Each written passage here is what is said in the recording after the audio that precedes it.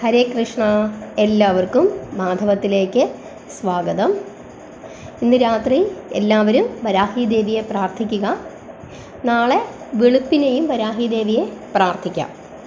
കാരണം ജാനുവരി 31 11:36 വരെ പഞ്ചമി തിഥിയുണ്ട്. അതുകൊണ്ട് വെളുപ്പിനെ ഇന്ന് രാത്രി പ്രാർത്ഥിക്കാൻ പറ്റാത്തവർക്ക് നാളെ വെളുപ്പിനെ ദേവിയെ പ്രാർത്ഥിക്കാം. അങ്ങനെ ജാനുവരി 31 നാളെ 11:36 രാവിലെ 11:36 മുതൽ ഫെബ്രുവരി 1 ഉച്ചയ്ക്ക് 2-3 വരെ ഷഷ്ടിയാണ്. കൃഷ്ണപക്ഷ ഷഷ്ടിയാണ്.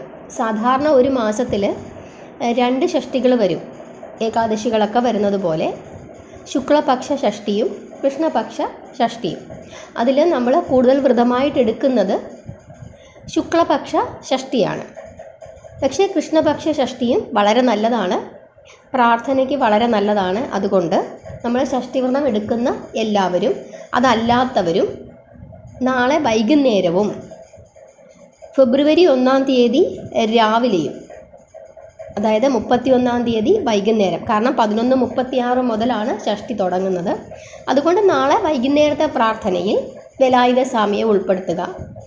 ഫെബ്രുവരി 1 രാവിലത്തെ പ്രാർത്ഥനയിലും വേലായുധ സ്വാമിയെ ഉൾപ്പെടുത്തുക. കാരണം ഫെബ്രുവരി 1 ഉച്ചയ്ക്ക് 2 മണി വരെ 2-3 മണി വരെ ഷഷ്ടിയുണ്ട്. കൃഷ്ണപക്ഷ ഷഷ്ടിയാണ്. ശുക്ലപക്ഷ ഷഷ്ടിയാണ് നമ്മൾ സാധാരണ വ്രതമായിട്ട് എടുക്കുന്നത്. ഇതും എടുക്കാം, ദോഷമൊന്നുമില്ല. ഇനി ഷഷ്ടി എടുക്കുന്നവരായാലും എടുക്കാത്തവരായാലും ഭഗവാൻ വേലായുധ സ്വാമിയെ വിളിച്ച് പ്രാർത്ഥിക്കുക. സ്കന്ദഷഷ്ടി എടുത്ത് എല്ലാവരും പ്രാർത്ഥിക്കണം, അല്ലാത്തവരും പ്രാർത്ഥിക്കണം. കാരണം ജ്യോതിഷിയാണ്, മഹാജ്യോതിഷിയാണ് വേലായുധ സ്വാമി. അതുകൊണ്ട് നമുക്ക് നമ്മുടെ ഈ ജീവിതത്തിൽ ഒരുപാട് പ്രശ്നങ്ങളും പ്രയാസങ്ങളും ഒക്കെ വരും. സുഖദുഃഖ സമ്മിശ്രമാണ് ജീവിതം. അതുകൊണ്ട് തന്നെ ഇതെല്ലാം ചിലപ്പോൾ നമ്മൾ അനുഭവിക്കേണ്ടി വരുന്നത് നമ്മൾ ഈ ജന്മത്തിൽ ചെയ്ത പാപങ്ങളായിരിക്കില്ല, മുൻ ജന്മങ്ങളിൽ ചെയ്ത പാപങ്ങളുടെ ഫലമായിരിക്കാം നമ്മൾ ഈ ജന്മത്തിൽ അനുഭവിച്ച് പോരുന്നത്. അപ്പോൾ നമ്മുടെ കുട്ടികൾക്കായാലും അതുപോലുള്ള ദോഷങ്ങളൊക്കെ അവർ മുൻജന്മങ്ങളിൽ ചെയ്ത പാപത്തിൻ്റെ ഫലവും നമ്മൾ ചെയ്ത പാപത്തിൻ്റെ ഫലവും എല്ലാം അനുഭവിക്കുന്നത് നമ്മളുടെ സന്താനങ്ങളാണ്. അപ്പോൾ മഹാജ്യോതിഷിയായ വേലായുധ സ്വാമിയെ വിളിച്ച് പ്രാർത്ഥിക്കുന്നത് ഇതിനൊക്കെ ഒരു പരിഹാരമാണ്. ഭഗവാനോട് പ്രാർത്ഥിക്കുക, തെറ്റുകുറ്റങ്ങൾ ക്ഷമിക്കാനായിട്ട് പ്രാർത്ഥിക്കുക, കുട്ടികളുടെ ഐശ്വര്യത്തിന് വേണ്ടി പ്രാർത്ഥിക്കുക, നമ്മളുടെ ഗ്രഹപ്പിഴ ദോഷങ്ങൾ മാറുന്നതിനായി വേലായുധ സ്വാമിയെ പ്രാർത്ഥിക്കുക. അതിൽ ഓം സ്കന്ധായ നമ, അത് ഭഗവാന്റെ എപ്പോഴും ജപിക്കാൻ പറ്റുന്ന ഏറ്റവും ശക്തിയുക്തമായ മന്ത്രമാണ് ഓം സ്കന്ധായ നമ എന്നുള്ളത്. അത് 108 തവണ നാളെ വൈകുന്നേരവും ഫെബ്രുവരി 1 രാവിലെയും ജപിക്കാവുന്നതാണ്.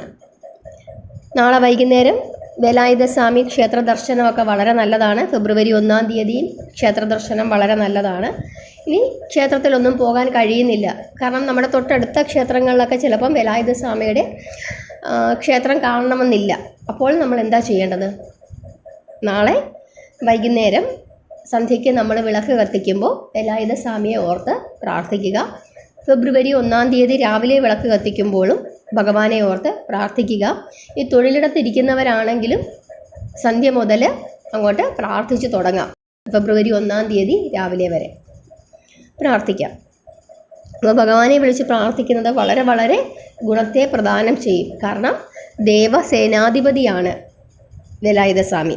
ദേവന്മാരുടെ സേനകളുടെ സേനാധിപതിയാണ് വേലായുധ സ്വാമി.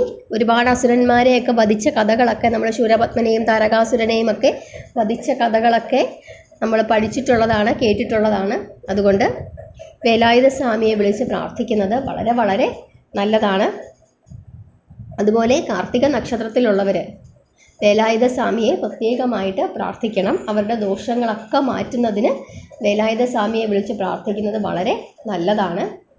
കുട്ടികളുടെ ആരോഗ്യത്തിന് വേണ്ടിയിട്ടും അവരുടെ ക്ഷേമത്തിന് വേണ്ടിയിട്ടും അവരുടെ ബുദ്ധിവികാസത്തിന് വേണ്ടിയിട്ടും നല്ല രീതിയിൽ അവർ മുമ്പോട്ട് വളരുന്നതിന് വേണ്ടിയിട്ടും അവർക്ക് നല്ല തൊഴിൽ കിട്ടുന്നതിന് വേണ്ടിയിട്ടും മൊത്തത്തിൽ അവരുടെ ഒരു ക്ഷേമത്തിന് വേണ്ടിയിട്ട് നമുക്ക് ഷഷ്ടി വ്രതങ്ങളായിട്ട് എടുക്കാം. അത് ശുക്ലപക്ഷ ഷഷ്ടി എടുത്താലും മതി. പക്ഷേ കൃഷ്ണപക്ഷ ഷഷ്ടി ഒഴിവാക്കരുത്. പ്രാർത്ഥനയിൽ അക്കാര്യം വിട്ടുപോകരുത്. അതിനാണ് ഓർമ്മിപ്പിച്ച് പറഞ്ഞത്. അപ്പോൾ ഓം സ്കന്ധായ നമ എന്ന മന്ത്രം നമുക്ക് നാളത്തെ ദിവസം വൈകുന്നേരവും ഫെബ്രുവരി 1-ാം തീയതി രാവിലെയും ജപിക്കാം. എല്ലാവരെയും ഭഗവാൻ അനുഗ്രഹിക്കട്ടെ. ഹരേ കൃഷ്ണ.